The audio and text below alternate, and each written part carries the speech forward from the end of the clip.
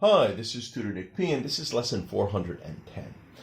The title of today's lesson is Don't Say Would You Mind That? Okay.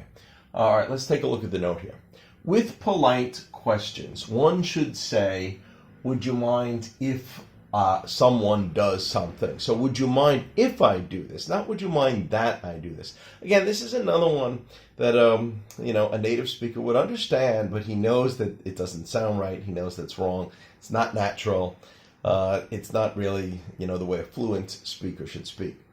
So again, let's look at the ones here with the X is wrong and with the check is right. So here with the X, would you mind that I smoke? Again, he would understand this, but it's not really right, and it's not really very, it's not as polite as it should be. Would you mind if I smoke? Yeah, this is the proper way. This is the correct way to ask this question. All right, let's look at the next one. Again, with the X, this is wrong. Would you mind that I borrow a pen?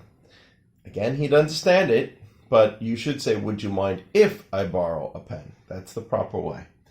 Would you mind that I take this chair? Yeah, this is very often in a place that's crowded. Maybe you have a larger group and somebody's sitting at a table, and maybe they're only using one chair or two chairs, and they still have another one there that's free. You might ask, would you mind if I take this chair? That's the proper way to ask. But a lot of times students will say, would you mind that I take this chair? That's wrong. They'd understand it. They probably still say yes, but it's not correct. This is another way you could say that in the same situation. You could say, is this chair free? Is this chair available? Is anyone using this chair? You could use all of those. All right, again with the X, this would be wrong too. Would you mind that I change my appointment? All right, this would be very common. Again, if you use that, it would be wrong here. You should be saying, would you mind if I change my appointment? Again, it may seem pretty simple, but it's a common mistake, so be careful. Try not to do this one.